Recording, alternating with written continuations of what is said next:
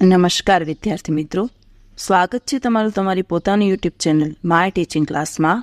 આજે આપણે ભણીશું ધોરણ 10 વિષય સામાજિક વિજ્ઞાન લાલા સ્વાધ્યાય પોથીમાં પાઠ 1 ભારતનો વારસો.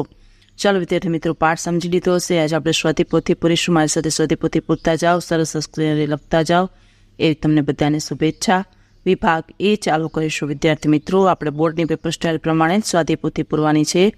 ચાલો ચાલુ કરીશું. વિભાગ એ, એમાં પ્રશ્ન નંબર 1 છે જોડકા જોડો. અ વિભાગ અને બ વિભાગ આપેલા છે. ચાલો, અંબાજી તો એના સામે લખો 2, ભાદરવી પૂનમનો મેળો. બીજું ગિરનાર તો એના સામે લખો 5, ભવનાથનો મેળો.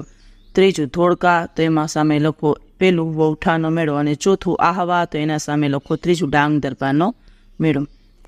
એવી જ રીતે બીજું જોડકું જુઓ, નેગ્રીટો તો એના સામે લખો 3, ભારતના સૌથી પ્રાચીન નિવાસીઓ. ઓસ્ટ્રેલોઇડ તો એમાં લખો 1 નિષાદ. દ્રવિડ તો એમાં લખો 5, ભારતના મૂળ વતની. અને મોંગોલોઇડ તો એમાં લખો 2 કિરાત. ચાલો વિદ્યાર્થી મિત્રો, હવે છે પ્રશ્ન નંબર 3.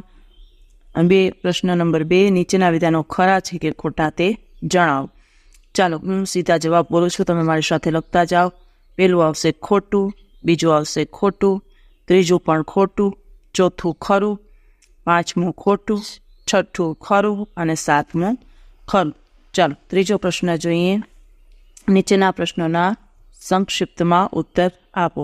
વિશ્વના એશિયાઈ સિંહો ગુજરાતના કયા જંગલોમાં જોવા મળે છે? તેમાં લખો ગીરના જંગલોમાં. બીજું આવશે 5000 વર્ષ. ત્રીજામાં આવશે નેગ્રીટો. ચોથામાં લખો ઓસ્ટ્રેલોઇડ પ્રજા કાંસમાં નિષાદ પ્રજાની. 5મામાં લખો માતૃમૂલક. 6થામાં લખો મોંગોલોઇડ. 7મામાં લખો નોર્ડિક. 8મામાં લખો સપ્ત સિંધુ.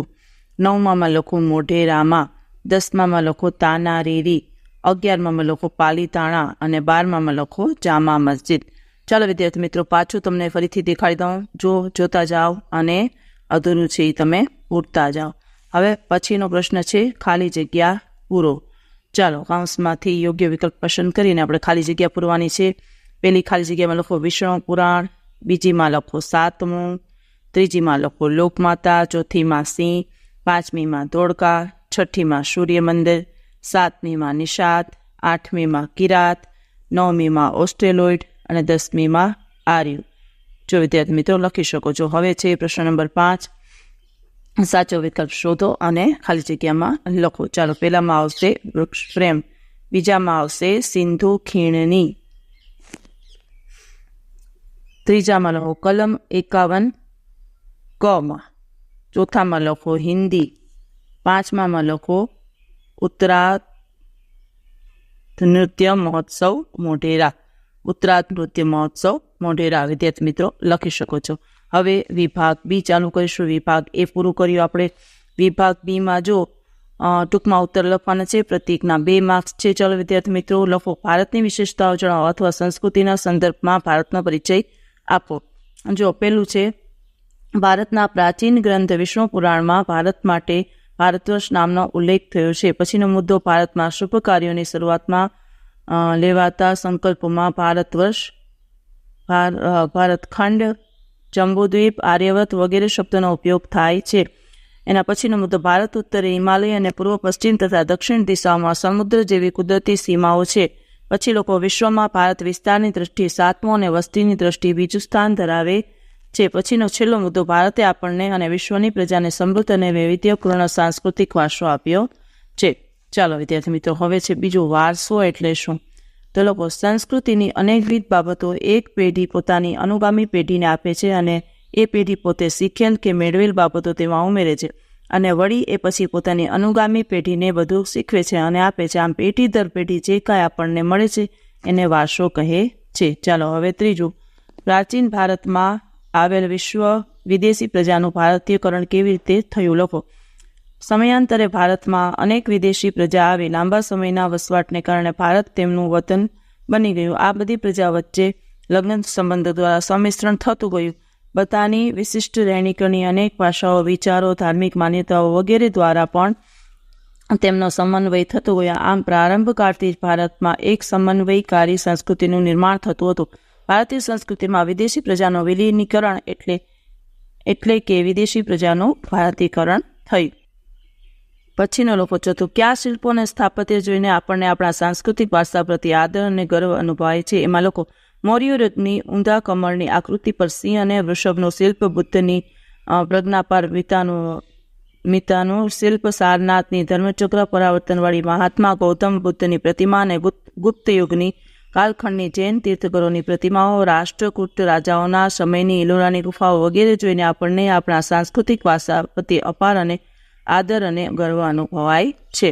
હવે 5મું, ભારતની ભૂમિ પર આવેલ વિભિન્ન પ્રાચીનતમ પ્રજામાં કોનો સમાવેશ થાય છે? તો લોકો ભારતની ભૂમિ પર આવેલ વિભિન્ન પ્રાચીનતમ પ્રજામાં નિગ્રીટો એટલે કે આપસી, ઓસ્ટ્રેલોઇડ, નિષાદ, દ્રવિડ, અલ્પાઇન, ડિનારિક, આર્મેનોઇડ, મોંગોલોઇડ, આર્યો વગેરેનો સમાવેશ થાય છે. દ્રવિડો ભારતમાં આવીને વસ્યા પહેલા એ પ્રજા ભારતમાં રહેતી હતી. 8મું, લોકો ઓસ્ટ્રેલોઇડ પ્રજાના લક્ષણો.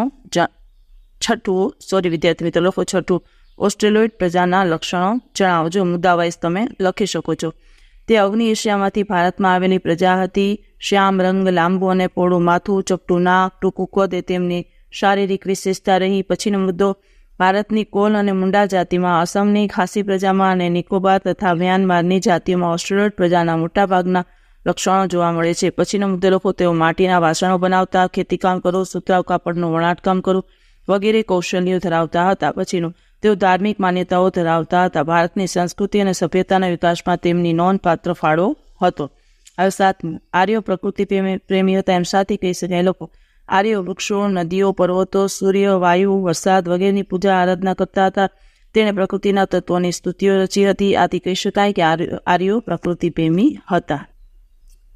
હવે છે પ્રશ્ન નંબર 8, ભારતના પ્રાકૃતિક વારસા અને સાંસ્કૃતિક વારસા વચ્ચેનો તફાવત. ચાલો વિદ્યાર્થી મિત્રો લખતા જાઓ.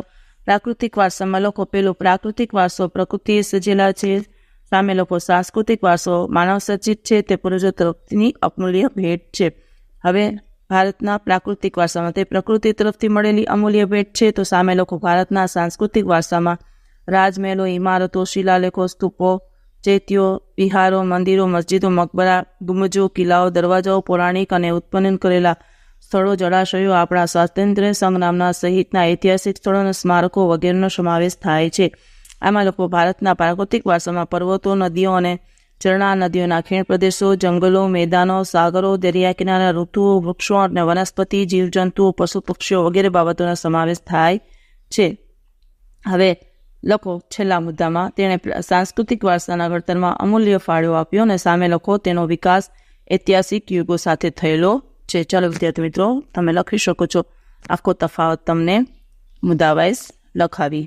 હવે પછીનો પ્રશ્ન છે 9મો, ભારતીય વારસાના જતન અને સંરક્ષણ અંગે આપણી બંધારણીય ફરજો શી છે? તો લોકો આપણા બંધારણના અનુચ્છેદ 51 ભારતના નાગરિકની મૂળભૂત ફરજો દર્શાવી છે. લોકો મુદ્દા વાઇઝ તમે વિદ્યાર્થી મિત્રો મુદ્દા બાંધીને લખી શકો છો.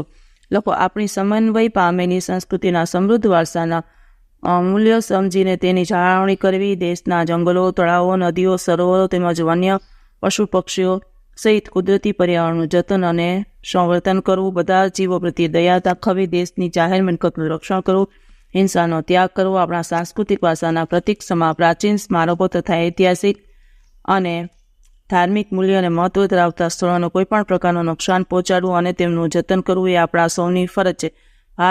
ભારત પ્રકૃતિ નિર્માણ, રમ્ય ભૂમિ દ્રશ્યો, શુદ્ધતા, પવિત્રતા અને સુંદરતાની જાળવણી કરવી એ આપણી સૌની નૈતિક ફરજ છે. ચાલો વિદ્યાર્થી મિત્રો આજના વિડીયો લેક્ચરમાં આટલું જ. જો તમને આ વિડીયો ગમ્યો હોય તો લાઇક કરશો, તમારા મિત્રો સાથે શેર કરશો અને મારી ચેનલને સબસ્ક્રાઈબ પણ કરશો. આવજો.